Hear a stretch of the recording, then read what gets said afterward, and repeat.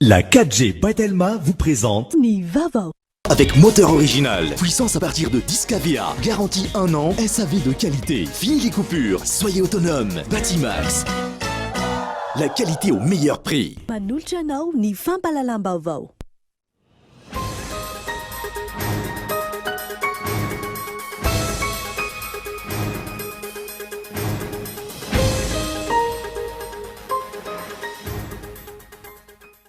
Miandry ny fanapa-kevitry ny ACC vao afaka manohy ny fotoam-pivoriana indray ireo solombavamboaka ametraka fitsipika anatiny manokana ny teo anivon'ny antenimera mahakasika ny visioconférence ka andrasana ny fankatoavan'ny HCC izany na tsy.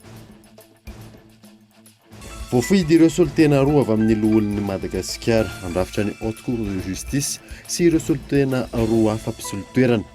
Raha isan'ny be mpiandry amin'izao fotoana izao ny fitsaran'ireo olona ambony voasaringotra amina resaka eloka isan-karazany.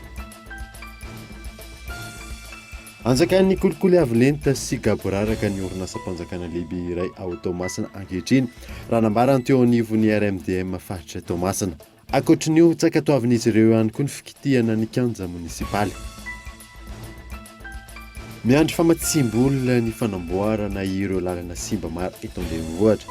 Mandrapahita izany hemena amin'ny fitaovana misy ao amin'ny commune Antananarivo raha ny fanazavana azo. Maresaka iraisam-pirenena iroso amin'ny fanaovam-bakisiny hiadina amin'ny Covid-19 ho an'ireo olona eo anelanelan'ny 12 hatramin'ny 15 taona ny any États-Unis amin'izao fotoana izao. Ny adeden'ireo avela.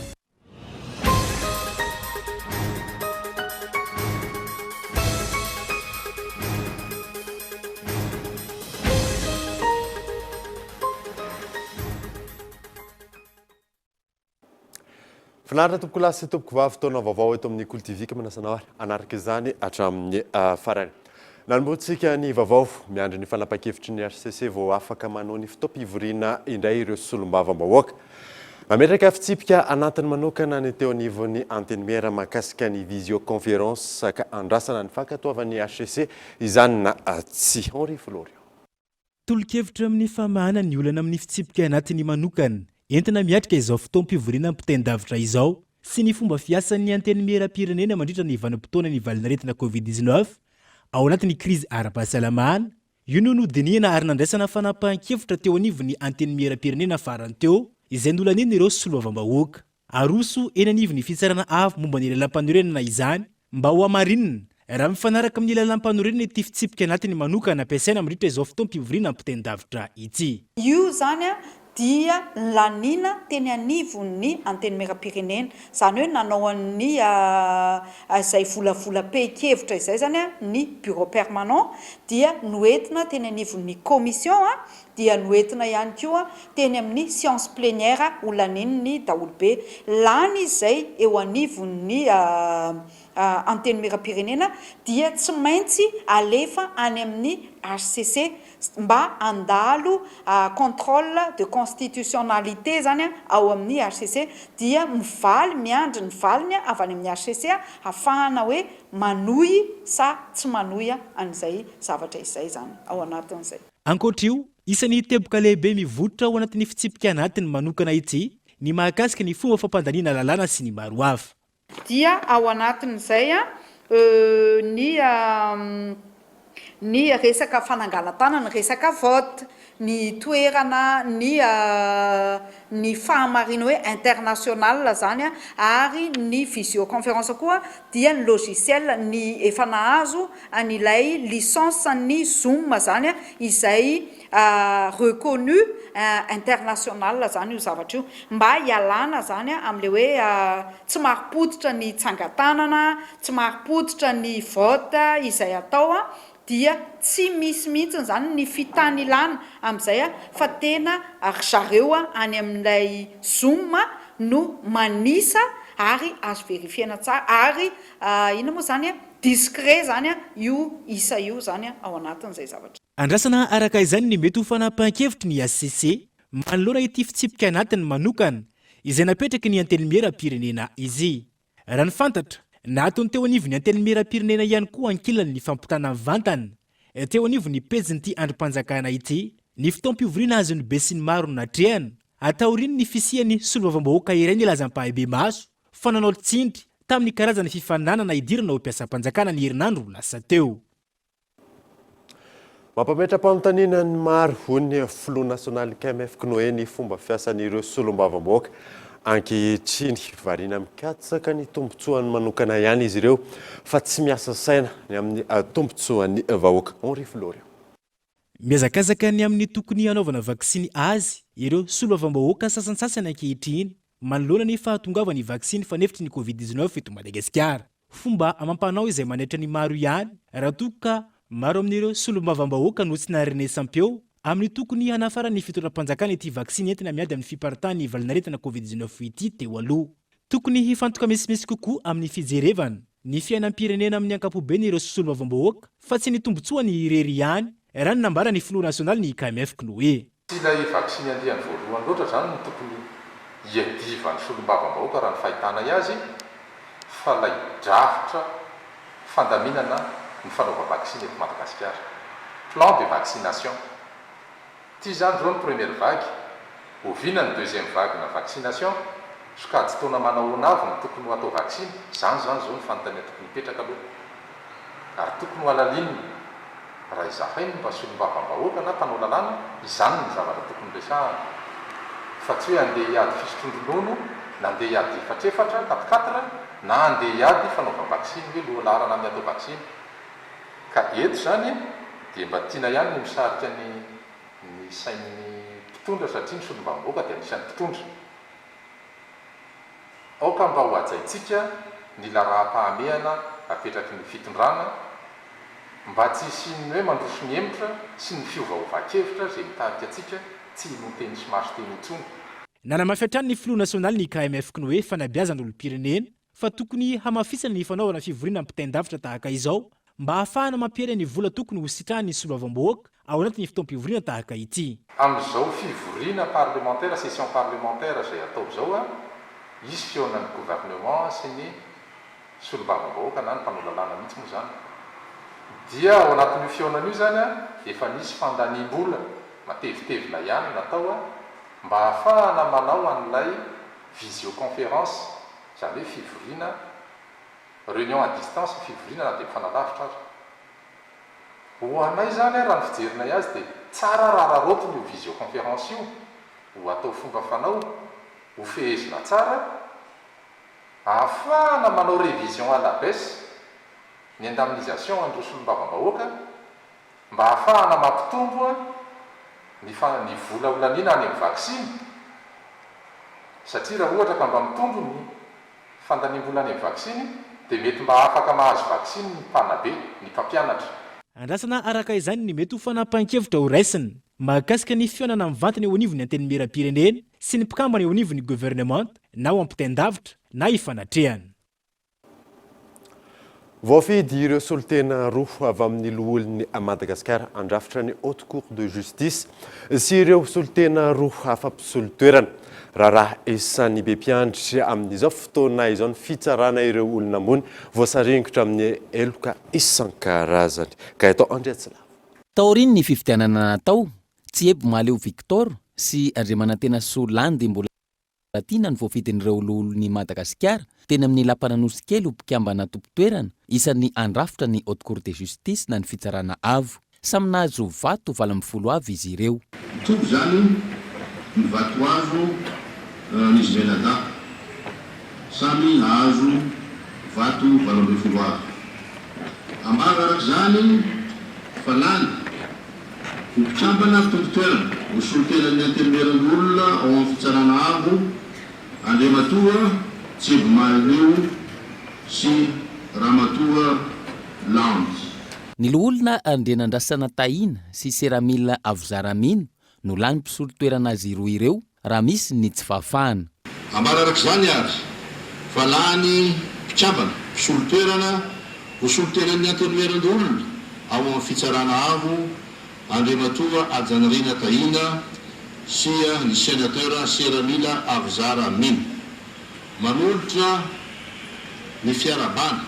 Araka ny andininy fa 730 amin'ny lalam-panorenana ahitana mpikambana misy 120 ny Haute Cour de Justice na ny fitsarana avo ny voalohan'ny fitsarana tampony, roa avy amin'ny fitsarana tampony, roa avy amin'ny fitsarana ambony, roa avy amin'ny solombavam-bahoaka, roa avy amin'ny loholona, ary roa avy amin'ny filan-kevitra ambony ny demokrasia sy ny fanjakana tan-dalàna.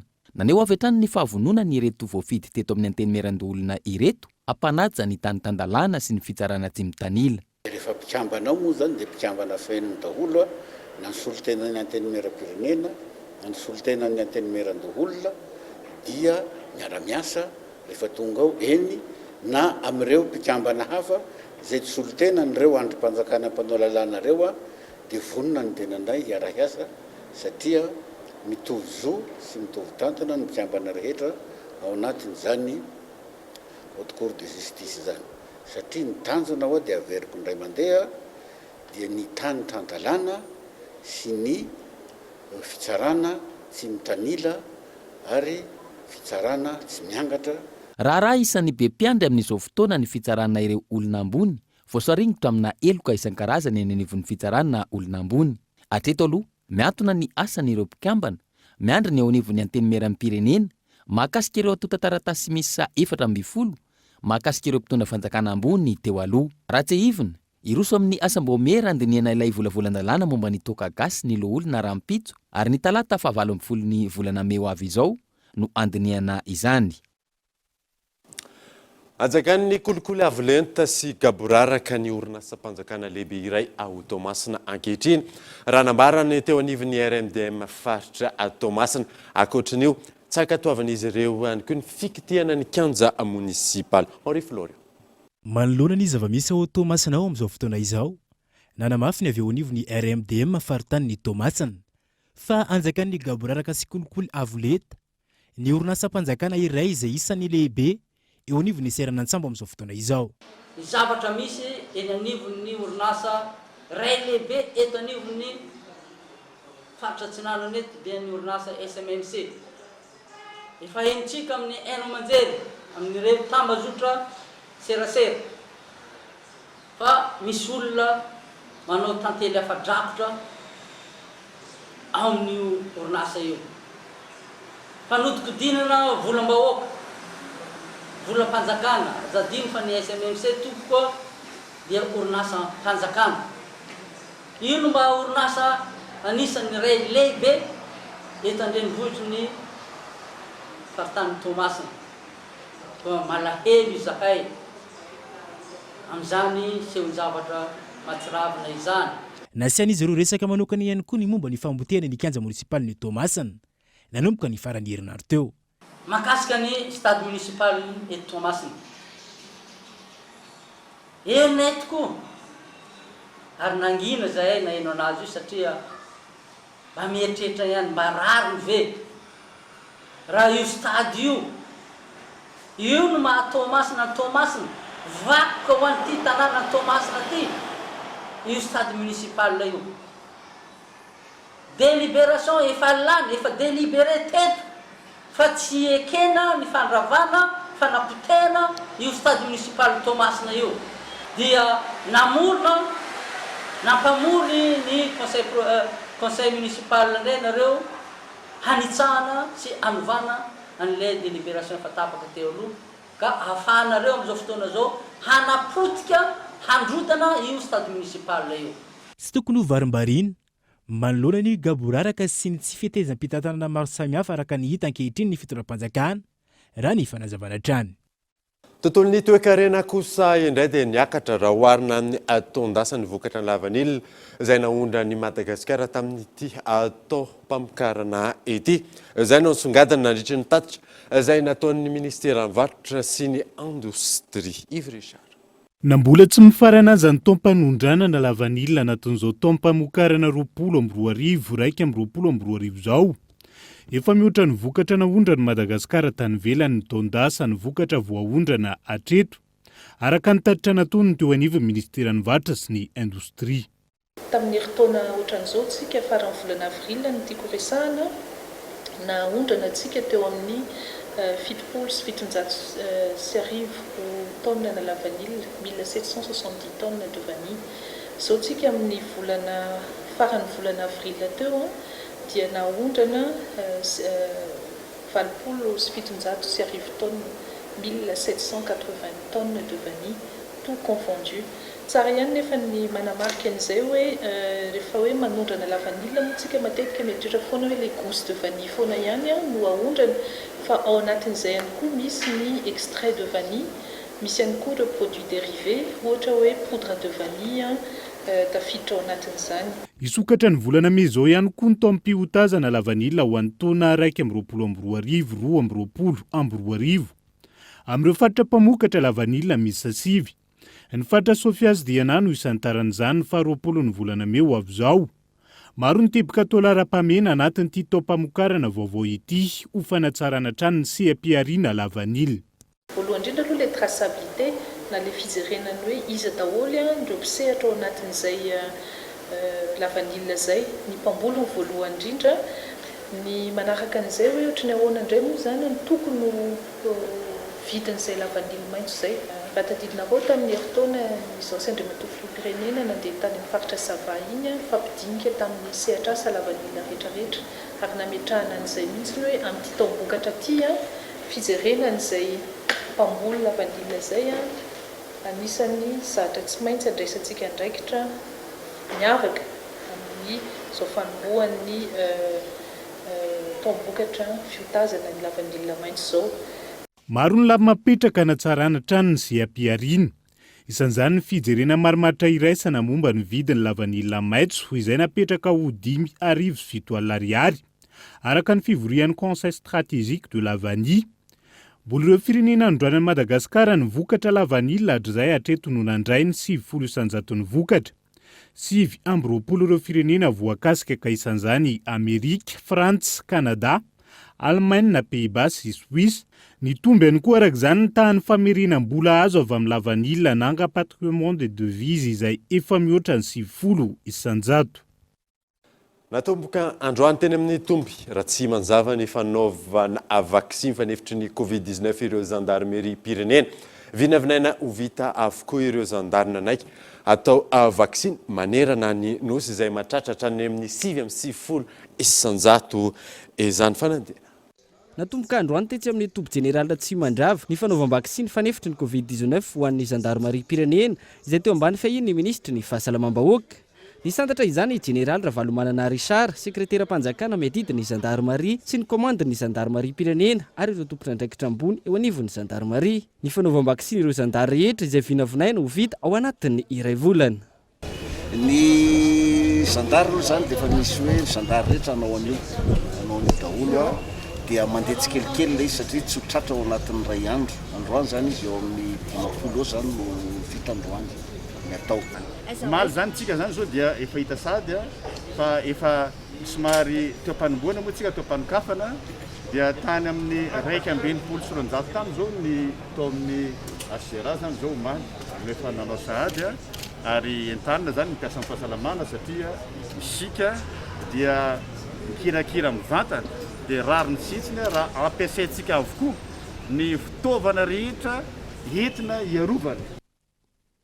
Hatreto tafiakatra 7,900 ireo zandary sy fianakaviana zandary ary piasa sivily efa nahitana tsimok'aretina coronavirus nandritra ity taona ity. Misy 270 ireo namony ainy ary 770 ireo efa sitrana. Itoan'ny androny rapitso ny fanaovam-baksiny ho an'ny mpitandro filaminana sy ny mpiasan'ny fahasalamana ary ireo olona marefy tafiditra ao anatin'ny fepetra amin'ny andiany voalohany amin'ny fanaovam-baksiny ity. Miampitelo indray ireo lavon'ny valinaretina Covid-19 teto Madagasikara raha nitatitra ny voaka tamin'ity androany ity. Misy 7,7 ny tranga vaovao tamin'ny Zanori Florian. Olona miisa 3 indray no fantatra fa namony ainy vokatry ny valinaretina Covid-19 manerina nosy. Ny andro no maly fa 10 volana May taona 2024 raha ny antotanisana voaka ny ministera ny fahasalamam-bahoaka androany. Ny ampy vala 7,700 ireo sitrana soamantsara nandritra izany. Ratoka 7,7 ireo tranga vaovao voamarina tamin'ireo fitilina 900 ny tontosaina. Mitotaly 7,700 ankehitriny ireo marary manaraka ny fitsaboana manerina nosy izay ahitana marary ao anatin'ny fahasarotana miisa 7,700. Hatreto miisa 2,700 ireo namony ihany teto Madagasikara nanomboka ny 17 Martsa 2020 hatramin'ny daty ny omaly. Ho fisorohana ny fianakin'ny Covid-19 no rarana fanafody avokoa ireo tsena sy ireo toerana mahavory olona marobe ao Antsirabe renivohitra etsika ezana atao isan-kerinandro hoy ny ben'ny tanàna fanadina. Totosa teto Antsirabe renivohitra ny alahady fa 7 volana may 2024 lasa teo ny etsika famindrahana fanafody ireo tsena rehetra eto an-tampon-tanàna Antsirabe sy ireo toerana tena mahavory olona betsaka. Etsika izay nataony avy eo an'ivo fiadidinan'ny tanàna tamin'ny alalan'ny sampandrarany BMH natomboka teto amin'ny tsenana Sabotsy ny famindrahana. Anton'izao etsika izao no ny fipariany valanaretina coronavirus eto amin'ny faritry Vakinakaratra. Tsy voazao akory no nanao famindrahana fanafody tahaka izao ny commune fa efa maro ireo etsika izay efa natao ary isy ny fanovana paikady hoy ny ben'ny tanàna ka atao isan-kerinandro ny famindrahana ireo tsena rehetra eto Antsirabe renivohitra. Raha ity tsena Sabotsy ity fotsiny no raisina ohatra fa maro ireo toerana mamory olona betsaka. Raha isaky ny 2 volana tany aloha tany na 3 volana ny famindraham-panafody dia rehefa nanomboka tamin'ny volana marsa 2024 iny dia lasa nataontsika isan-kerinandro ary tsy nijanona io famindrahana fanafody io tato anatiny ity tsena Sabotsy ity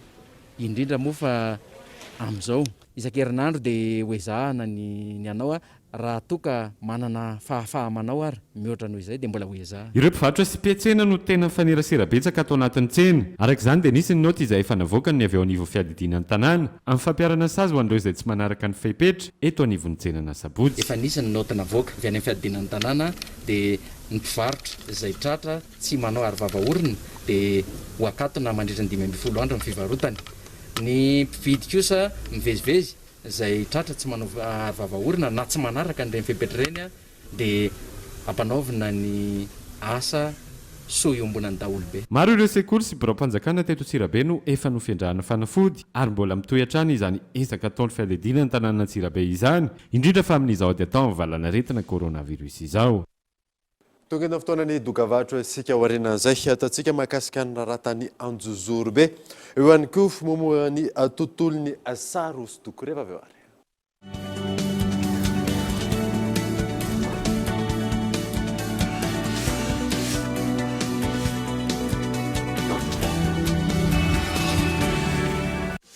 Kifindray e! Wikif Max 4G, big batterie, KaiOS, afaka atao hotspot wifi ary 79 000 ariary TTC fotsiny eny amin'ny Telma Shop vididian'izao fa sady mahazo bonus ianao. Telma safidiko maitso malagasy. Chocolat Tsar, un goût authentique, un éventail de saveurs. Tsar, un trésor riche et gourmand, issu des précieuses fèves de cacao de Madagascar. Succombez au plaisir infini et profond du chocolat Tsar et de ses arômes intenses. Chocolat Tsar, savourez vos émotions.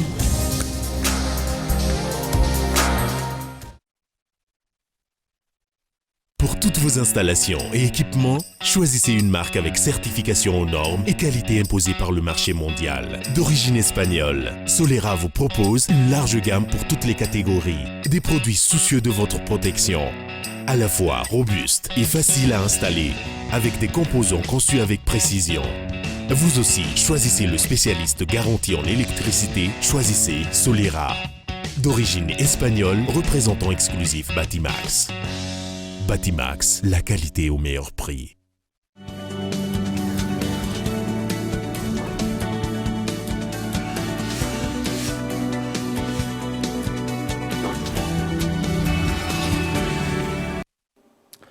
Very eto amin'ny fampahalalam-baovao isika.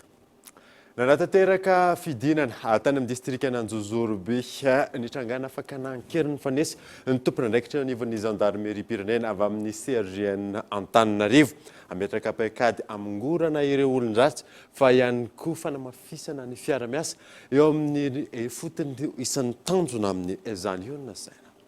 Ametraka paikady vaovao ahafahana mamongotra ny fankanan-keriny sy ny asan-jiolahy amin'ny endriny maro samihafa ao amin'ny distrikana Anjozorobe ny eo anivon'ny gendarmerie Pyrenène noho ny fitombon'ny tranga tatoato. Mitarika izany any an-toerana ny CRGN Antananarivo. Momba ity raharaha ity isan'ny olana ny tsy mbola fatokisany vahoaka ny mpitandro filaminana hoy ny sekretera-panjakana miadidina ny gendarmerie Pyrenène. Le faritra aloha zany a dia mitokamonina zay le hoe avy manao fasandalo izy dia mivadika fotsiny izy any Betsiboka na mivadika fotsiny any loatra mangoro dia mitokamonina zany le faritra. Ny faharoa le olona any zany a mbola tsy resy lahatra hoe andao hiara iasa ampitandro filaminana toy izay amin'ny dahalo.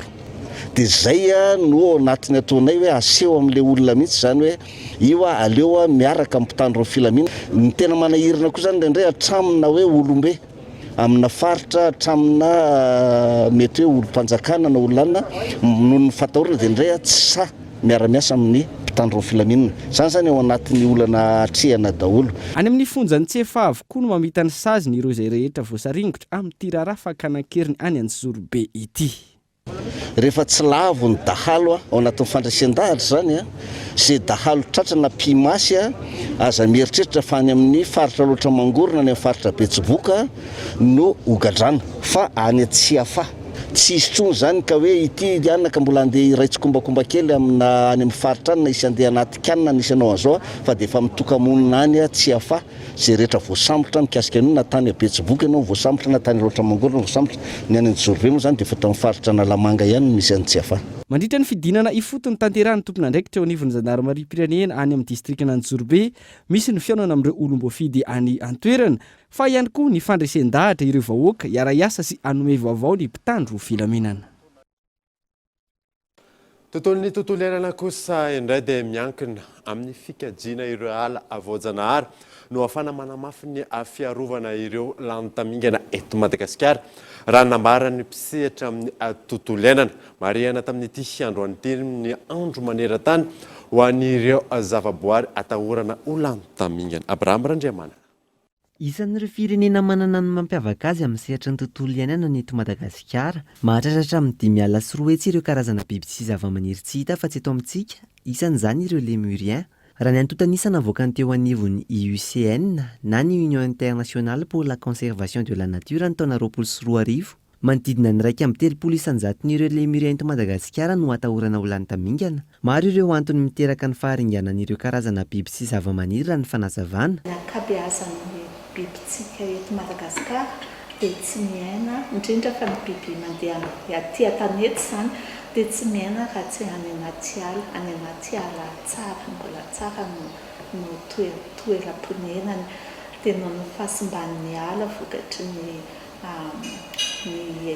tavy, ny fakatsika ny hazo sy ny karazany zany dia mihevery le toeram-ponenan'ilay biby. Dia izay mahatokana azy koa hoe betsaka le espèce menacée, fa tsy ny biby ihany akory no misy menacé fa na ny zava-maniry koa aza dia maro no menacé zany ny zava-maniry. Manoloan'izany, isan'ireo ezaka ilaina fanamafisana ahafahana miaro ireo zavaboary atahorana ho lanontamingana ny fiarovana ireo ala voajanahary ny fanazavana. Ankoatra izay, zava-dehibe ny fampahafantarana sy ny fanaraha-maso atao amin'ireo faritra ahitana ireo karazana biby sy zava-maniry atahorana ho lanontamingana ireo. L'histoire des espèces menacées. Isan'ireo zavaboary ankinan'ny fisian'ny ala voajanahary ny fisian'ireo karazana biby sy zava-maniry atahorana ho lanontamingana. Raha toka kely ny ala, maro ireo olana mety hitranga vokatry izany toy ny tsy fahampian'ny rano. Manana ny anjara toerany manoloana ny fiatrehana ny fiovaovan'ny toetry ny andro ihany koa ny ala. Ilaina araka izany ny fampitsarana ny fanimbanany ala, eo ihany koa ny fiarovana izany. Ilaina ihany koa ny fanampiana sy ny fanentanana ireo mponina manodidina ireo valan-javaboary ho fisorohana ny fitrandrahana ireo zava-maniry sy ny biby arovana. Comme ça, ils ne sont pas obligés d'exploiter les ressources naturelles. Tsy aivina, maherin'ny 2 alina isan-taona ireo karazana biby sy zava-maniry atahorana ho lanontamingana maneran-tany raha ny tatitry ny IUCN. Antony hanamariana ny andro maneran-tany ho an'ireo zavaboary atahorana ho lanontamingana ny faha 1 ny volana Mey. Tontolon'ny lalana kosa indray dia miandry famatsimbolona ny fanamboaran'ireo lalana simba maro eto andrenivohitra. Mandrapahita izany miaina amin'ny fitaovana misy eo amin'ny komunina Antananarivo raha ny fanazavana azo Michel Renardzon. Ny fiandohan'ny herinandro teo niteraka resabe tao amin'ny tambazotra serasera, ny fahasimban'ny lalana niteraka lavaka maro teo amin'ny 67 hektara. Raha ny fahazavan'ny Taleny asa vaventy eo anivon'ny komina Antananarivo renivohitra, voasokajy ho asa lehibe ny fanamboarana lalana eo amin'ny 67 hektara mivoaka makany amin'ny Jovena.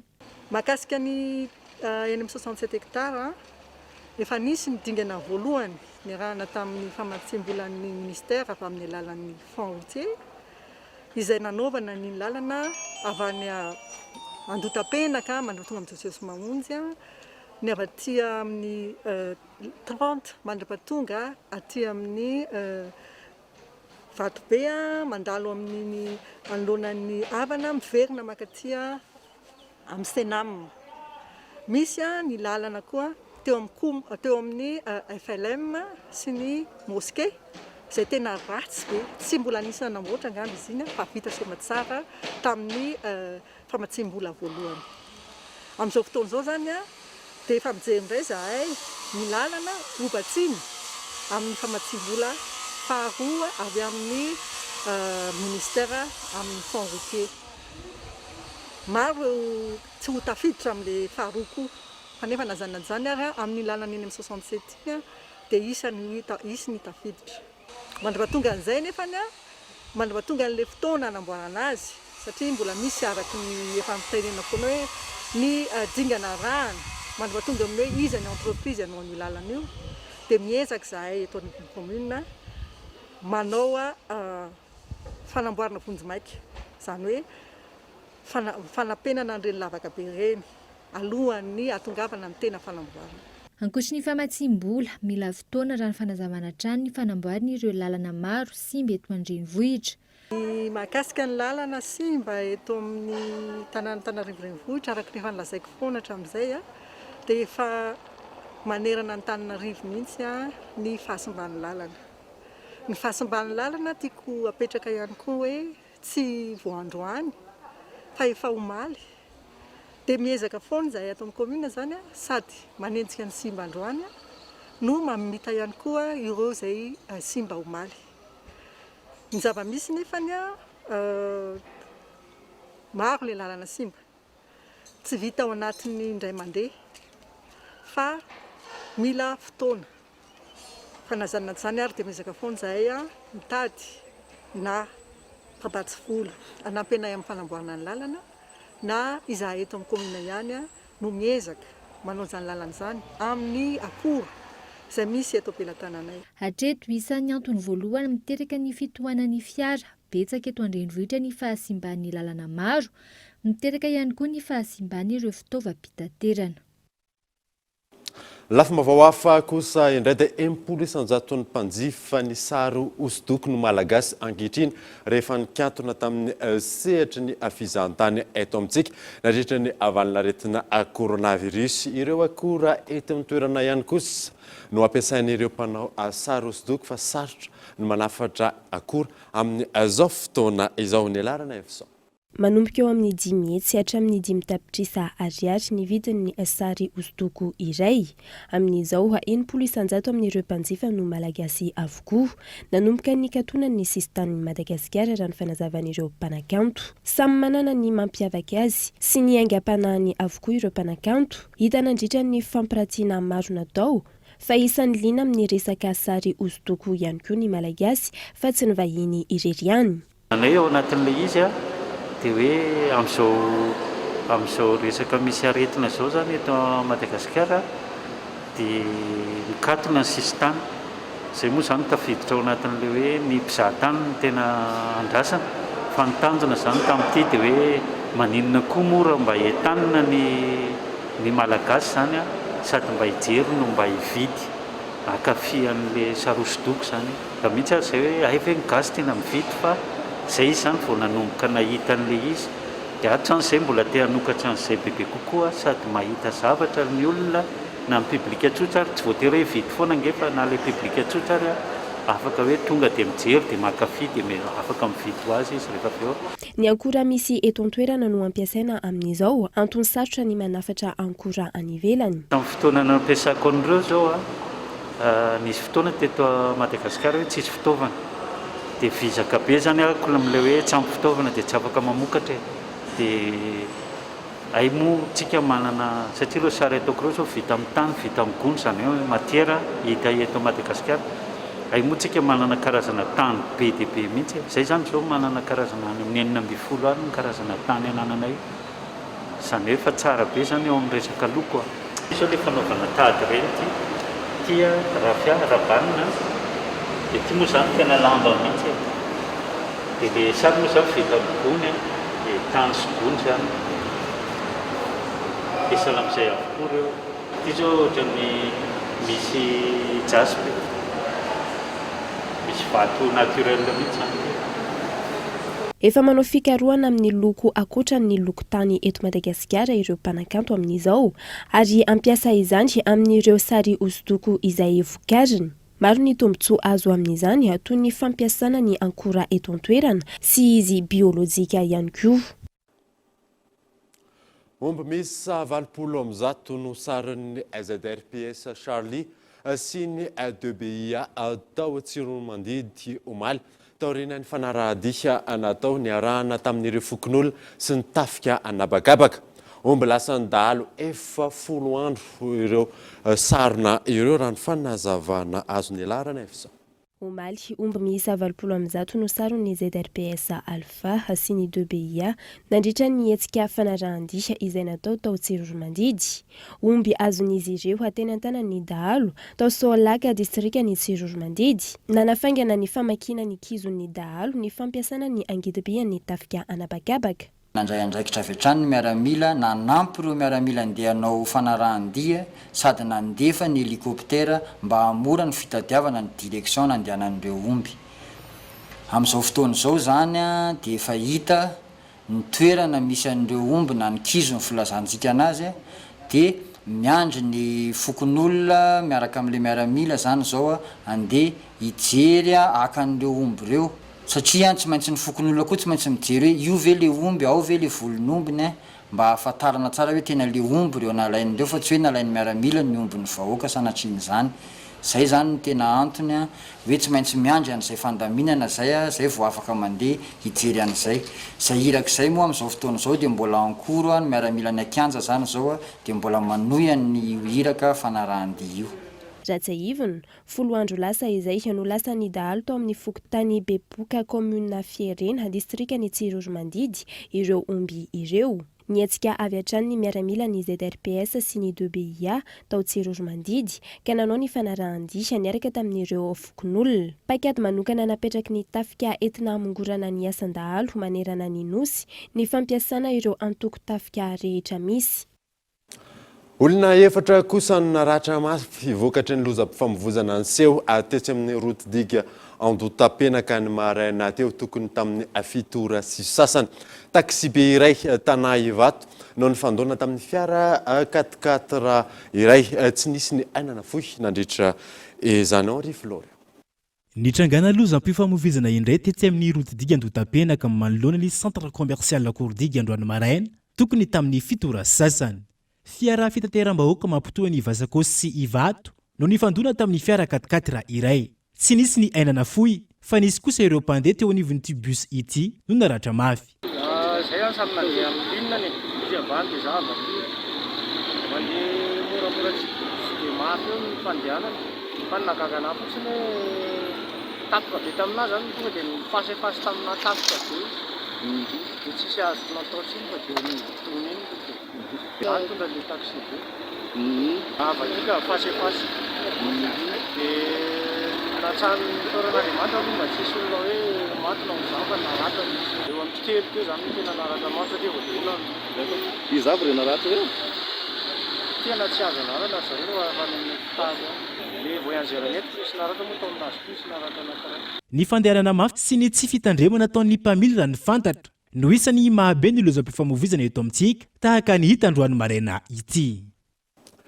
Maresaka iraisam-pirenena kosa indray dia iroso amin'ny fanaovam-bakisiny hiadina amin'ny Covid-19 ho an'ireo olona eo anelanelan'ny 12 hatramin'ny 15 taona ny any États-Unis amin'ny izao fotoana izao fanadina. Amerikanina ray amin'ny roa amin'izao fotoana no vita vaksiny.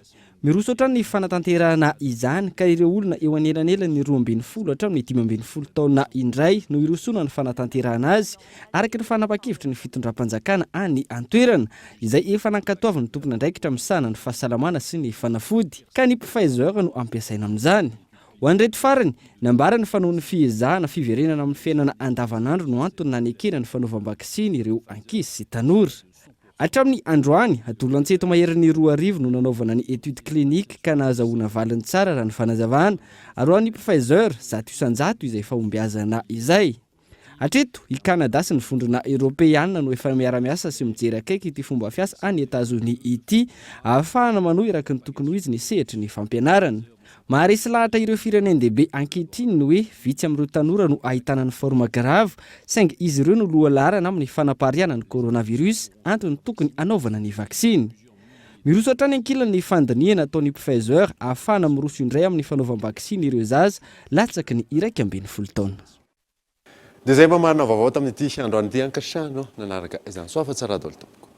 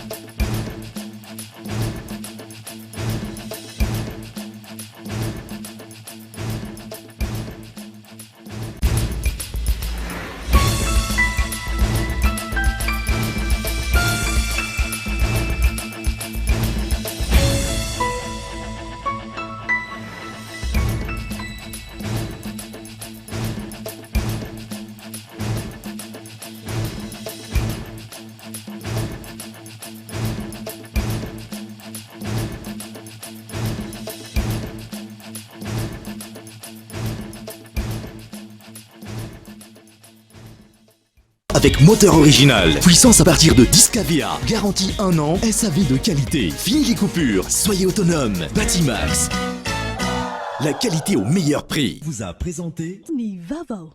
La 4G by Telma vous a présenté Nivavo.